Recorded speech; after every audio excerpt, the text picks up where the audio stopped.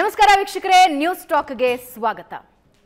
ಇವತ್ತು ವಿಶ್ವದಾದ್ಯಂತ ಸುದ್ದಿಯಾಗಿರೋದು Joe Biden ತಮ್ಮ ಅಧಿಕಾರದಿಂದ ಇಳಿದಿದ್ದು, ಟ್ರಂಪ್ ಅಧಿಕಾರಕ್ಕೆ ಬಂದ ನಂತರ ಟ್ರಂಪ್ ತೆಗೆದುಕೊಂಡ ನಿರ್ಧಾರಗಳು, ಯಾವ ಪರಿಣಾಮಗಳು ಯಾವುದರ ಮೇಲೆ ಆಗುತ್ತೆ ಅನ್ನೋದು ಸದ್ಯದ ಕುತೂಹಲ ಆಗಿದೆ. ಇದರ ಜೊತೆಗೆ ಭಾರತದ ಮೇಲೆ, ಭಾರತದ ವಹಿವಾಟಿನ ಮೇಲೆ ಕೂಡ ಏನೇನು ಪರಿಣಾಮಗಳು ಇರುತ್ತವೆ ಅನ್ನೋದನ್ನ ಕೂಡ ನಾವು ಮಾತಾಡೋದಕ್ಕೆ ಶುರು ಮಾಡಿದ್ದೀವಿ. ಹಾಗಾದ್ರೆ ಟ್ರಂಪ್ ಅಧಿಕಾರಕ್ಕೆ ಬಂದಿರೋದು ಪ್ಲಸ್ ಏನು, ಮೈನಸ್ ಏನು, ಈ ಬಾರಿ ಅವರು ಯಾವ ಜೋಶ್ನಲ್ಲಿ ಬಂದಿದ್ದಾರೆ ಮಾತಾಡ್ತಾ ಹೋಗೋಣ.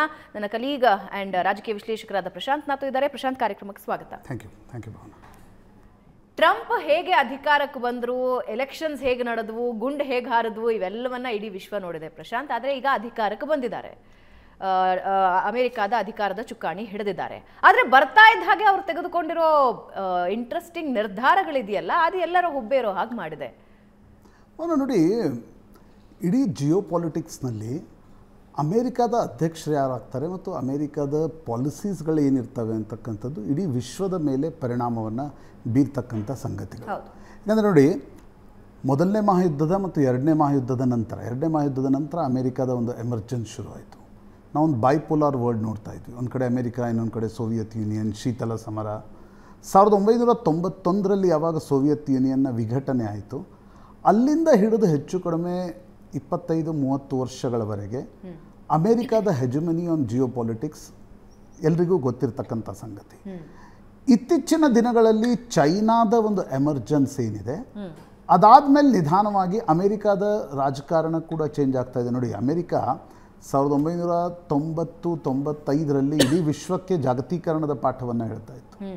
ಇವತ್ತು ಟ್ರಂಪ್ ನಿನ್ನೆ ಅಧಿಕಾರ ಹಿಡಿದ ತಕ್ಷಣ ಗೋಡೆ ಕಟ್ಟುವ ಬಗ್ಗೆ ಮಾತಾಡ್ತಾ ಇದ್ದಾರೆ. ಒಂದು ಮೆಕ್ಸಿಕೋದಲ್ಲಿ ಫಿಸಿಕಲ್ ಗೋಡೆಯನ್ನು ಕೂಡ ಕಟ್ತೀನಿ ಅಂತ ಹೇಳ್ತಿದ್ದಾರೆ. ಇನ್ನೊಂದು ಟ್ರೇಡ್ನಲ್ಲೂ ಕೂಡ ನಾನು ಎಲ್ಲ ಕಡೆ ಇಂಪೋರ್ಟ್ ಟ್ಯಾಕ್ಸ್ಗಳನ್ನು ಹಾಕ್ತೀನಿ, ಚೈನಾ, ಯುರೋಪ್ಗೂ ಕೂಡ ಹೇಳ್ತಾ ಇದ್ದಾರೆ, ಭಾರತಕ್ಕೂ ಕೂಡ ಹೇಳ್ತಾ ಇದ್ದಾರೆ. ಅಂದರೆ ಬದಲಾದ ಜಾಗತಿಕ ಪರಿಸ್ಥಿತಿಯಲ್ಲಿ ಡೊನಾಲ್ಡ್ ಟ್ರಂಪ್ ಅಧ್ಯಕ್ಷರಾಗ್ತಿರ್ತಕ್ಕಂಥದ್ದು ನಿಶ್ಚಿತವಾಗಿ ಇಡೀ ವಿಶ್ವ ನೋಡ್ತಾ ಇದೆ ಏನು ಪಾಲಿಸೀಸ್ ತರ್ತಾರೆ.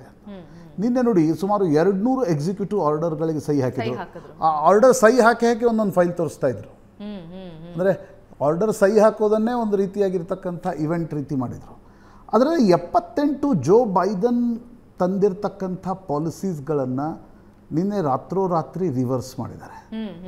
ಇದರ ಇಂಪ್ಯಾಕ್ಟ್ ಅಮೇರಿಕಾದ ಮೇಲೇನು, ವಿಶ್ವದ ಮೇಲೇನು, ಇದರ ಇಂಪ್ಯಾಕ್ಟ್ ಚೈನಾ ಮೇಲೇನು, ಇದರ ಇಂಪ್ಯಾಕ್ಟ್ ಭಾರತದ ಮೇಲೇನು, ಇದು ಬಹಳ ಕುತೂಹಲ ಇರತಕ್ಕಂಥ ಸಂಗತಿ ಅಂತ.